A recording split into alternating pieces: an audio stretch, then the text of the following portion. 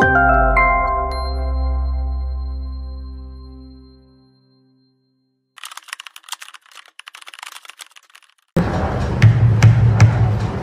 Bahasa kini bersidang. Hari ini, kita akan membicarakan satu kes berat. Kesalahan sintaksis dalam ayat "Perangai kau berdua ni teringat lagi satu cerita". Pendakwa, sila bentangkan kes. Ambil lagi. Perangai kau berdua ni teringat lagi satu cerita. Terima kasih Nak Arif. Menurut siasatan kami, ayat ini mengandungi kesalahan dari segi sintaksis. Subjek bagi ayat ini ialah perangai kau berdua ni, predikatnya ialah teringat aki satu cerita. Unsur inti bagi subjek ialah perangai. Perangai ialah kata nama abstrak, manakala bagi unsur inti dalam predikat ialah teringat. Teringat ialah kata kerja tak transitif yang menandakan keadaan batin seseorang manusia. Perangai pula ialah kata nama abstrak yang bukan manusia dan tidak sesuai untuk menandakan perbuatan teringat. Jadi sepatutnya kata kerja tak transitif teringat digantikan dengan kata kerja transitif mengingatkan.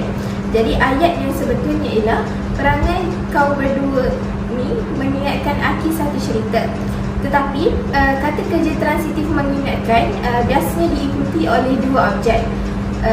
Jadi selepas kata kerja mengingatkan haruslah diikuti dengan objek aki dan tambahan prasasa dinama iaitu kepada satu cerita. Jadi ayat yang betul ialah perangai kau berdua mengingatkan aki kepada satu cerita. Terima kasih. Yang Arif, anak guam saya, ayat perangai kau berdua ni teringat aki satu cerita tidak berniat untuk menyalahi undang-undang bahasa. Ia cuma diutarakan oleh aki dalam perbualan yang tidak formal. Mohon ayat ini difahami dalam konteks maksud, bukan kesalahan bahasa semata-mata. Terima kasih. Benar. Makna mungkin difahami, tetapi dalam mahkamah bahasa, struktur tetap perlu betul. Maka, mahkamah memutuskan ayat perangai kau berdua ni teringat aki satu cerita adalah bersalah atas kesalahan predikat tidak sepadan dengan subjek. Bentuk betulnya ialah perangai kau berdua ni mengingatkan aki kepada satu cerita. Terima kasih. Kesimpulannya, dalam bahasa Melayu, subjek dan predikat mestilah berpadanan secara logik dan mengikut hukum tata bahasa yang betul. Baiklah Yang Arif, saya akan pastikan anak guam saya belajar fasa kerja transitif dan tak transitif dengan betul selepas ini. Terima kasih. Dengan itu, mahkamah bahasa ditangguhkan.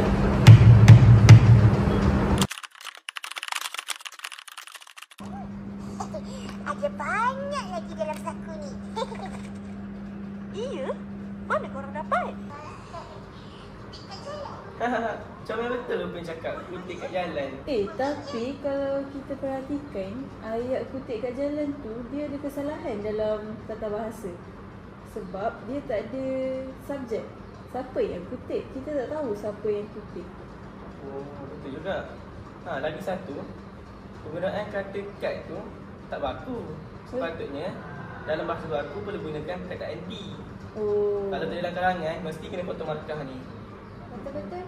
Dan satu lagi, kutip tu ialah kata kerja transitif yang perlukan objek. Jadi selepas perkataan kutip tu seharusnya ada objek. Contohnya, dia kutip buah sawit di jalan. Betul tu. Jadi dia kena ada subjek. Lepas tu dia kena betulkan dekat kad tu. Dan akhir sekali dia kena ada objek. Jadi ayat yang betul adalah kami kutip buah sawit di jalan. Ya, betul tu. Jadi semuanya ada 3 kesalahan. Yang pertama, tiada subjek. Yang kedua, penggunaan perkataan di. Yang ketiga ialah tiada objek. Okey. Kalau orang faham. Nampak tak? Tengok opening print pun kita boleh belajar tata bahasa. Betul. Bija! Apa kegunaannya? Untuk buat main lastik, cikgu. Lihat tu punya lagi jaga pula. Untuk dapatkan minyak sawit. Tapi kan, ayat ni betul ke? Saya rasa ayat ni salah dalam tata bahasa. Kan? Jom kita analisis. Untuk ayat ni saya rasa sama macam tadi. Dia ada subjek yang jelas. Dia terus mulakan dengan predikat, iaitu untuk buat main lastik cikgu. Jadi kita tak boleh faham apa yang dia lastik tu. Kan? Betul. Maksudnya pun mengelirukan. Ha. Adakah dia nak lastik cikgu ke buah sawit tu untuk buat main lastik. Jadi dia kena ada subjek dekat depan. Ayat yang betul dia ini ataupun buah sawit untuk buat main lastik cikgu. Macam tu kan. Yeah. Kita nampak macam bahasa yang kecil je kan, tapi dia boleh mengubah maksud ayat. Betul. Okey. Terbagus. Cikgu baru? Dia baik ke? Tak adalah siapa tahu. Kami pun belum jumpa dia lagi. Assalamualaikum dan salam sejahtera. Kembali lagi kita dalam rancangan Laporan Bahasa. Pada hari ini kita akan membincangkan beberapa kesalahan ayat dalam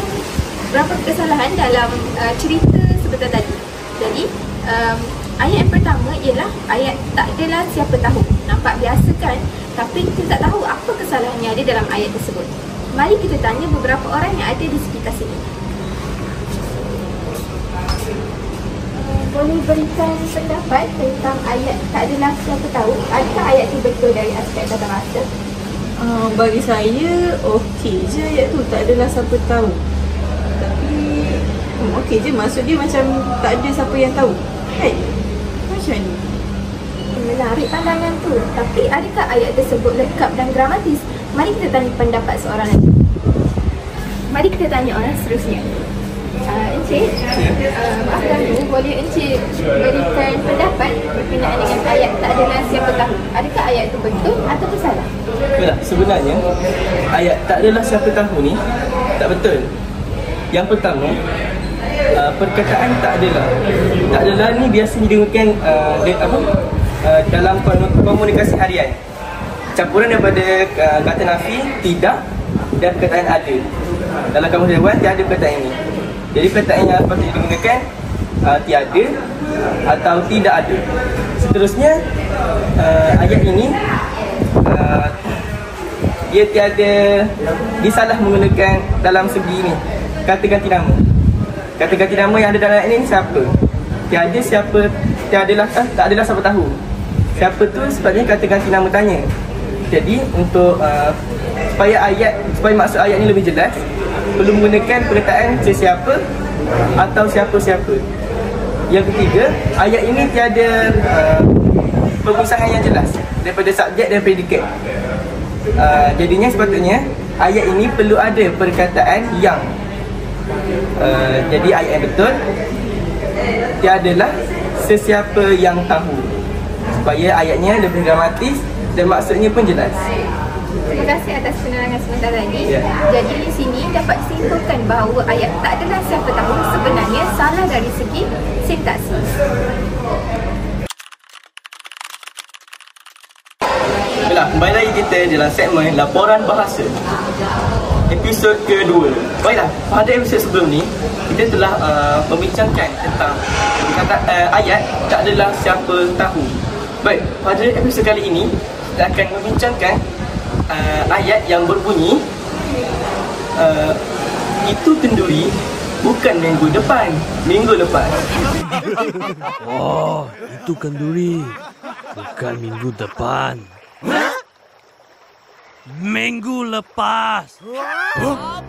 Minggu lepas? Baiklah, kita akan menganalisis ayat ini. Baik, jom kita cari pelajar untuk soal. Assalamualaikum. Salam.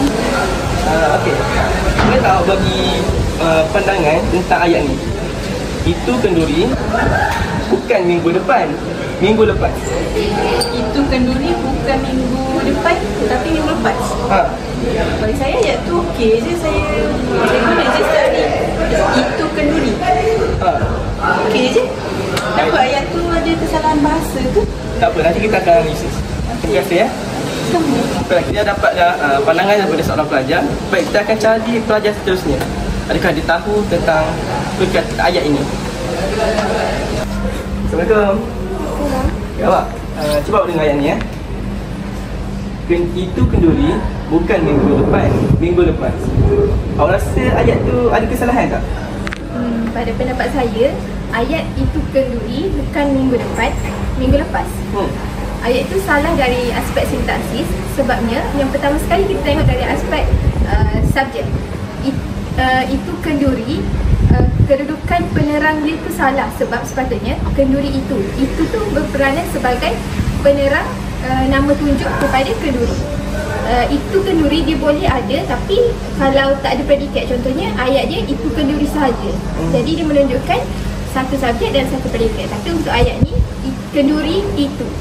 Okey, lepas tu tengok predikat, bukan minggu depan, minggu lepas. Dia sepatutnya ada kata hubung tetapi untuk menjadi sebagai satu perbandingan masa antara minggu depan dengan minggu lepas. Jadi ayat yang betul ialah kenduri itu bukan minggu depan tetapi minggu lepas. Baiklah, terima kasih. Awak sangat bijak ya. Nah aja.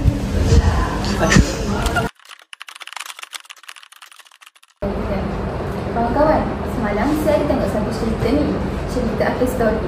Tapi dalam cerita tu ada satu ayat yang memeningkan lah. Ayat apa tu?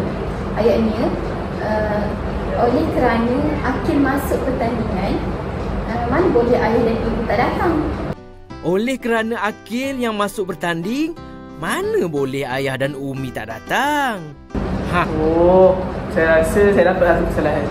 Apa kesalahan? Baiklah, kesalahan pertama ialah penggunaan oleh kerana. Macam apa ni? Betul. Betul. Oleh kerana tu saya rasa salah lah, sebab dia macam oleh tu kan dia kata sendiri nama kan. Lepas kata sendiri nama, sepatutnya kata nama lah kan? Ya. Oh ya, betul. Yang saya cakap tadi. Oleh kerana tu bukannya kata nama, kerana tu kata hubung. Betul. Jadinya ayat yang betul sepatutnya guna ni, oleh sebab. Sebab tu kata apa? Sebab tu kata nama lah. Jadi dia telah melengkapkan Frasa nama. Oleh. Frasa sendiri nama. Ya. Baik. Yang kedua tadi apa? Saya rasa ada dua tadi. mana boleh tu macam pelik. Tapi kita biasa guna kan, mana boleh dekat dalam kita punya perbualan harian selalu guna. Tapi biasa kalau dalam tak apa, cerita tata bahasa betul salah tu mana boleh. Sepatutnya apa? Mana tu kata tanya kan. Rasa bila gabung dengan mana boleh dia macam satu kata larangan. Mana boleh buat macam tu. Jadi kita kena guna perkataan yang boleh komposit. Contohnya dalam ayat ni kan dia nak suruh ayah dia datang kan. Cakap macam mana boleh ibu dan ayah tidak datang. Betul kan tadi kan? Mana boleh ayah dan ibu tak datang. Maksudnya nak suruh ayah dengan ibu dia datang lah. Ini mana boleh tu. Tapi dia nak macam tak boleh pula. Saya rasa macam kita boleh guna tentulah. Tentulah ayah dan ibu datang. Boleh juga. Betul. Ibu dan ayah datang. Ataupun takkan ibu dan ayah tak datang. Tak nak buat dari sudut negatif lah. Takkan betul? Takkan. Takkan betul tak? Takkan. Sudah mesti ke? Sudah pasti. Oleh kerana Oleh sebab Akil masuk pertandingan. Apa tadi? Sudah pasti. Sudah pasti ayah dan ibu datang. Jadinya ayat tadi salah. Banyak salah dia. Dua yang kita dapat tadi. Jadi cuba ulang balik ayat yang betul. Ayat yang betul tadi, oleh sebab Akil masuk pertandingan, sudah pasti ayah dan ibu datang. Betul. Yang tu baru betul dari segi tata bahasa. Dengar pun Gramatis. Gramatis. Yes. Awak dah cerita apa tadi? Akil story ya? Saya pun ada tengok juga. Awak tengok episode berapa? Saya tengok episode 1 je. Satu je? Saya tengok episode 2. Saya ada jumpa satu ayat ni. Ayat dia, saya ingat cikgu dia cakap. Sekejap saya ingatkan. Apa yang cikgu nak ajar hari ni ialah tentang menepati janji. Baiklah, apa yang cikgu nak ajar hari ini ialah tentang menepati janji. Saya rasa ayat tu banyak benda pelik lah. Ayat tanya tu ayat nyata sebenarnya. Kan? Saya rasa sebenarnya ayat nyata sebab yang cikgu nak bagi tahu dekat murid-murid dia. Tapi dia guna apa? Perkataan apa lah, tanya tu. Sebabnya tak payah ada patutnya. Jadi apa perkataan sebenarnya? Sepatutnya saya rasa untuk menggantikan apa tu kata tanya tadi boleh gunakan perkataan perkara. Perkara yang ini perkara yang cikgu nak ajar. cikgu nak ajar. Ialah tu pun saya rasa tak sesuai sebab dia selepas ialah kan kena ada frasa nama. Tentang tu frasa seni nama. Jadi sepatutnya adalah kan? Adalah tentang menepati janji. Oh betul lah. Patut pemberi lah ni. Kesalahan. Bukan ada pemberi. Jadinya Sebabnya ialah kan kena ada sebelum frasa nama. Ya, ya. Adalah sebelum frasa seni nama. betul. Jadi ayat yang betul tadi apa? Perkara yang cikgu nak ajar hari ini adalah tentang menepati janji. Oh.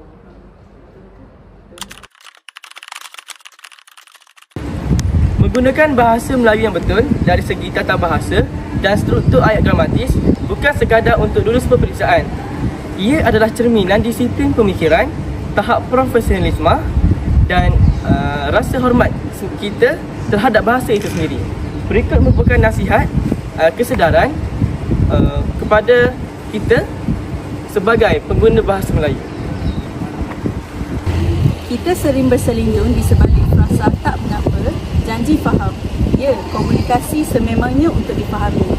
Dalam komunikasi santai seperti di kedai kopi dan perbualan santai di mesej WhatsApp bersama rakan-rakan, penggunaan bahasa basahan seperti dan sebagainya sememangnya diterima dan mengeratkan lagi perbualan.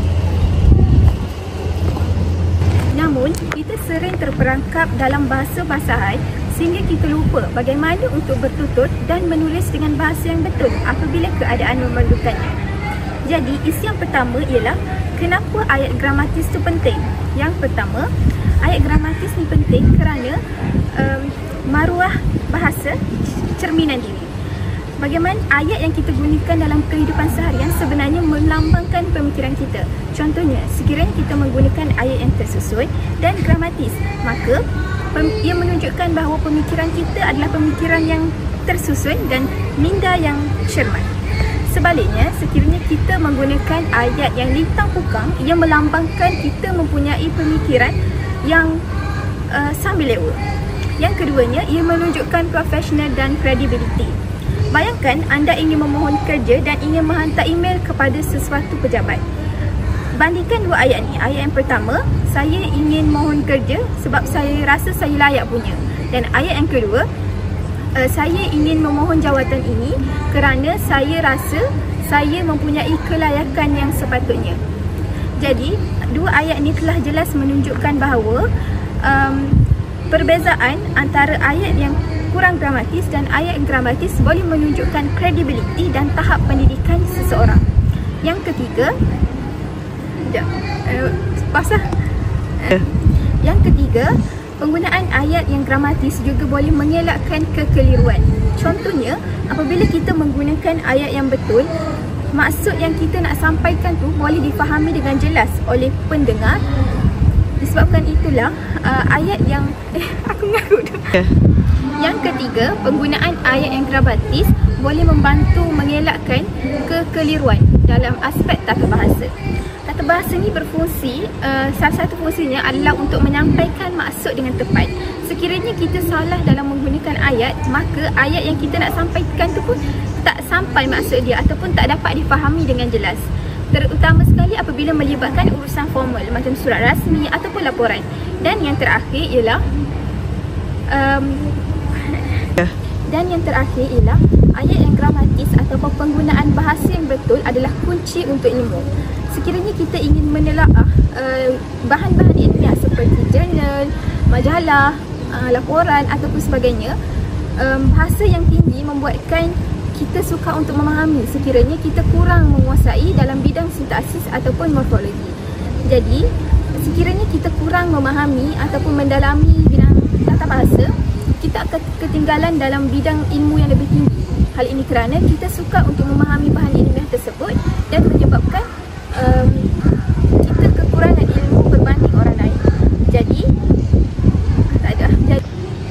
Jadi, bahasa baku yang gramatis ialah kunci untuk menimba ilmu. Orang yang hebat berbahasa bukanlah orang yang menggunakan bahasa baku selama 24 jam Tetapi, orang yang hebat berbangsa adalah orang yang tahu bila hendak menggunakan bahasa basahan seperti dengan rakan-rakan dan tahu bila hendak menggunakan bahasa formal seperti dalam pejabat dan sebagainya. Ramai dalam kalangan kita pada hari ini hanya tahu menggunakan satu mod saja, iaitu mod tidak formal untuk digunakan dalam kehidupan sehari-hari. Saya bukan cikgu bahasa. Ini bukan alasan. Ia adalah salah satu salah faham yang sangat besar. Tanggungjawab menggunakan bahasa Melayu dengan betul bukan hanya terletak pada cikgu bahasa Melayu atau sastrawan. Ia adalah tanggungjawab semua pengguna bahasa Melayu. Baiklah, contohnya seorang jurutera perlu menulis laporan dengan gramatis. Seorang pegawai bank perlu menyediakan polisi dengan ayat yang betul. Seorang pengurus perlu memberi arahan dengan ayat yang tepat. Jika kita memandang remeh tentang tata bahasa dalam perbualan harian, kita tanpa sedar sedang merosakkan bahasa Melayu secara perlahan-lahan. Kesimpulannya, bahasa ialah identiti kita. Jika kita sendiri tidak memahami dan menghormati peraturannya, bagaimana kita mahu orang luar menghormati bahasa kita?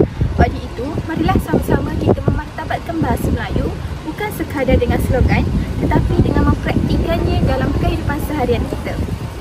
Jadilah pengguna bahasa yang bijak.